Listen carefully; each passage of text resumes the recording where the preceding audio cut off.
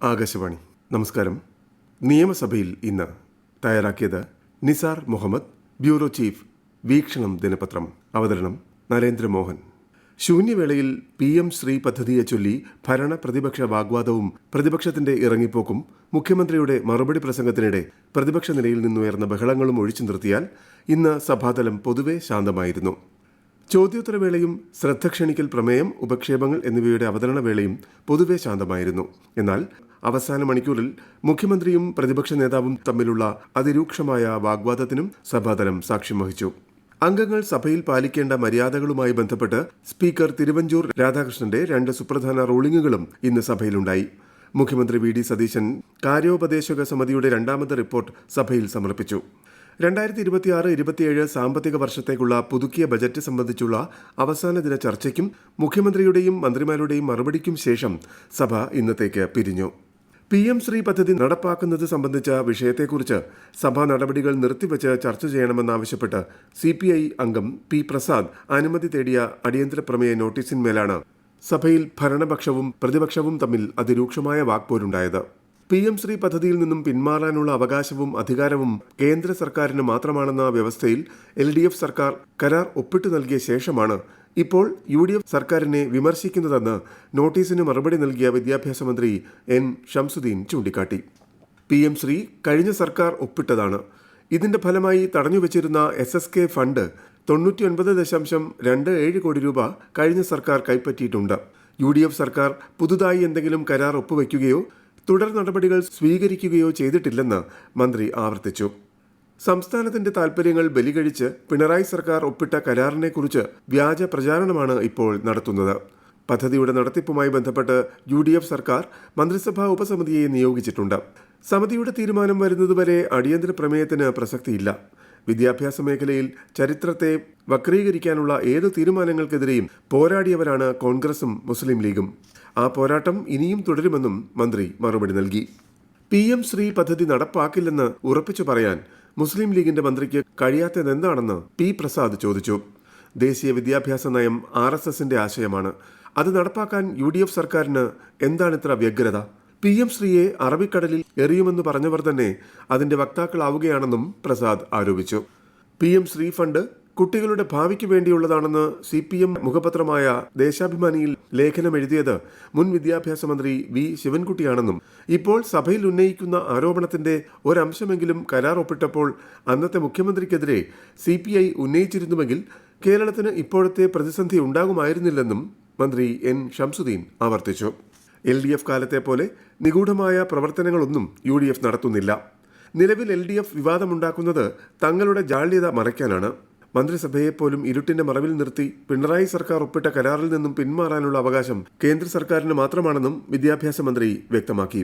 മന്ത്രിയുടെ മറുപടിയെ തുടർന്ന് അടിയന്തര പ്രമേയത്തിന് സ്പീക്കർ അനുമതി നിഷേധിച്ചു. PM ശ്രീ വിഷയത്തിൽ ലജ്ജാകരമായ കീഴടങ്ങലാണ് UDF നടത്തിയിരിക്കുന്നതെന്ന് പ്രതിപക്ഷ നേതാവ് പിണറായി വിജയൻ വാക്കൌട്ട് പ്രസംഗത്തിൽ ആരോപിച്ചു. അധികാരത്തിൽ വന്നാൽ എവിടെയോ ഒഴുക്കിക്കളയുമെന്ന് പറഞ്ഞിരുന്നത് ഓർമ്മയില്ലേ? എവിടെ പോയി ആ നാക്ക് എന്നും പ്രതിപക്ഷ നേതാവ് ചോദിച്ചു. LDF സർക്കാർ PM ശ്രീ ധാരണാപത്രം ഒപ്പിട്ടെങ്കിലും 20 ദിവസത്തിനകം അത് മരവിപ്പിച്ചു. ധാരണാപത്രം ഒപ്പിട്ടിട്ട് 8 മാസം പിന്നിട്ടു. ഇതേവരെ പദ്ധതി സംസ്ഥാനത്ത് നടപ്പിലായിട്ടില്ലെന്നും അദ്ദേഹം വ്യക്തമാക്കി. PM ശ്രീയുടെ ഭാഗമായി ഒരു പൈസയും കേരളം കേന്ദ്രത്തിൽ നിന്നും വാങ്ങിയിട്ടില്ല. PM ശ്രീ BJPയുടെ രാഷ്ട്രീയ അജണ്ടയാണെന്നും പ്രതിപക്ഷ നേതാവ് ആരോപിച്ചു. പ്രതിപക്ഷത്തിരുന്നപ്പോൾ എന്തെല്ലാം വീരവാദങ്ങൾ മുഴക്കിയിരുന്നവരാണ് അധികാരത്തിലെത്തി 1 മാസത്തിനുള്ളിൽ മുൻ നിലപാടുകളിൽ നിന്നും ആകെ മലക്കം മറിഞ്ഞിരിക്കുന്നതെന്നും പിണറായി വിജയൻ ചൂണ്ടിക്കാട്ടി. തുടർന്ന് പ്രതിപക്ഷം സഭയിൽ നിന്നും ഇറങ്ങിപ്പോയി. വാക്കൌട്ട് പ്രസംഗം ചുരുക്കണമെന്ന സ്പീക്കറുടെ നിർദ്ദേശത്തിനെതിരെ CPI അംഗം K. രാജൻ പ്രതിഷേധമുയർത്തുന്ന കാഴ്ചയ്ക്കും സഭാതലം പിന്നീട് സാക്ഷിയായി. ഉമാ തോമസ് ശ്രദ്ധ ക്ഷണിക്കൽ പ്രമേയം അവതരിപ്പിക്കാനായി എഴുന്നേറ്റപ്പോൾ സാമാജികർ ഇരിപ്പിടങ്ങളിൽ നിന്നും എഴുന്നേറ്റ് നടക്കുന്നത് ശ്രദ്ധയിൽപ്പെട്ടപ്പോഴായിരുന്നു സ്പീക്കറുടെ ആദ്യത്തെ റൂളിംഗ്. സഭ ഗൗരവകരമായി മുമ്പോട്ട് പോകുമ്പോൾ സഭയ്ക്കകത്ത് ഉല്ലാസയാത്ര നടത്തുന്നത് പോലെ സഭയുടെ നടുവിലൂടെ ഓളം വെട്ടിപ്പോകുന്നത് ദയവായി ഒഴിവാക്കണം. പല പ്രാവശ്യം പറഞ്ഞതാണ്, ഇനി പറയാൻ ഇടയാക്കരുതെന്ന് സ്പീക്കർ മുന്നറിയിപ്പ് നൽകി. സഭയിൽ സംസാരിക്കുന്നതിന്റെ സമയദൈർഘ്യം ചൂണ്ടിക്കാട്ടിയായിരുന്നു 2ാമത്തെ റൂളിംഗ്. സാമാജികർക്കുള്ള പരിശീലന പരിപാടിയിലുണ്ടായ ധാരണപ്രകാരം അടിയന്തര പ്രമേയ നോട്ടീസ് അവതരണ വേളയിൽ ഉൾപ്പെടെ അനുവദിച്ചിട്ടുള്ള സമയത്തിൽ കൂടുതൽ അംഗങ്ങൾ സംസാരിക്കരുതെന്നും സ്പീക്കർ റൂളിംഗ് നൽകി.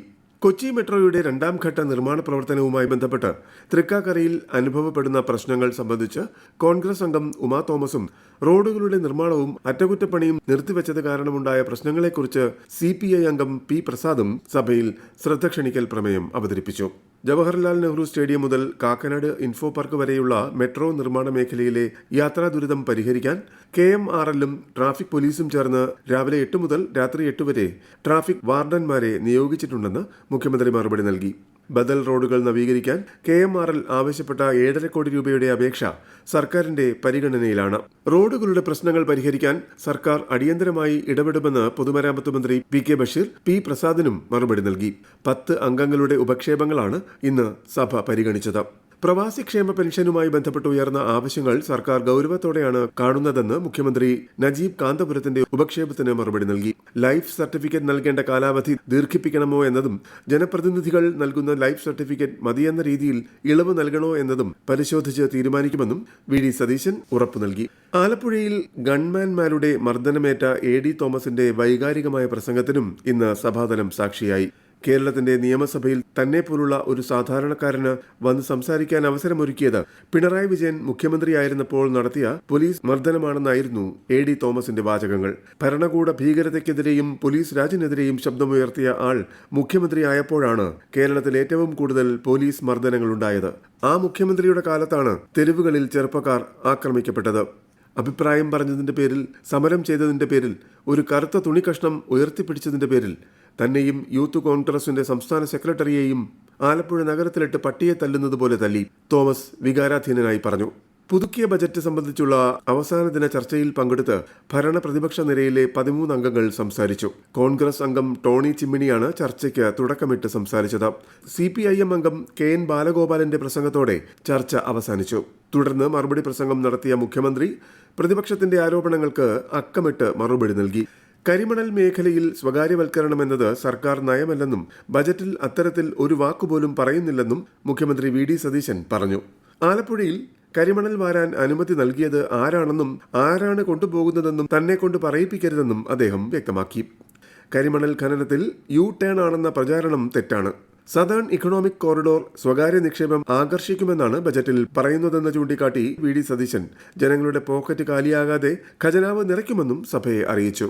നിലവിൽ കേരള മോഡൽ മന്ദിച്ചിരിക്കുകയാണ്. നിയോ കേരള മോഡലാണ് സർക്കാർ ലക്ഷ്യമിടുന്നത്.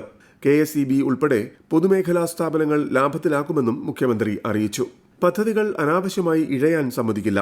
നിക്ഷേപകർക്കായി ഏകജാലക സംവിധാനം നടപ്പാക്കും. പദ്ധതി നടത്തിപ്പിനായി പ്രോട്ടോകോൾ കൊണ്ടുവരും. കേരളത്തിലേക്ക് വരുന്ന നിക്ഷേപകർക്ക് തിരിച്ചു പോകേണ്ടി വരില്ല.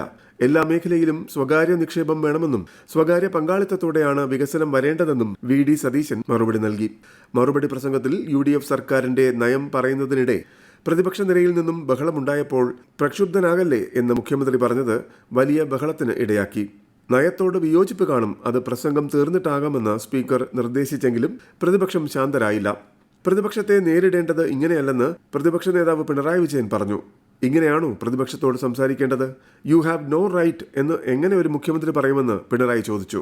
നയം എന്തെന്ന് പറയാനുള്ള അവകാശം മുഖ്യമന്ത്രിക്കാണ് എന്നായിരുന്നു സ്പീക്കറുടെ മറുപടി. നയം മുഖ്യമന്ത്രി വിശദീകരിക്കട്ടെ എന്നും നയം വിശദമാക്കുന്നതിന് തടസ്സമില്ലെന്നും സ്പീക്കർ നിലപാടെടുത്തു. തടസ്സപ്പെടുത്താൻ അവകാശമില്ലെന്ന് മാത്രമാണ് CM ഉദ്ദേശിച്ചതെന്നും സ്പീക്കർ കൂട്ടിച്ചേർത്തു. വീണ്ടും പ്രസംഗം തുടങ്ങിയ മുഖ്യമന്ത്രി പ്രതിപക്ഷ നേതാവായി പിണറായി വിജയനെ തെരഞ്ഞെടുത്തതിനെതിരെ CPIM-ൽ എതിർപ്പുണ്ടായിരുന്നുവെന്ന് പറഞ്ഞത് പിണറായി വിജയനെ ചൊടിപ്പിച്ചു. അതൊക്കെ വല്ലാത്ത പൂതിയാണെന്നും തന്നെ നേതാവായി തിരഞ്ഞെടുത്തതിൽ പാർട്ടിയിൽ ഒരു എതിർപ്പ് പോലും ഉണ്ടായിട്ടില്ലെന്നും പിണറായി വിജയൻ പറഞ്ഞു.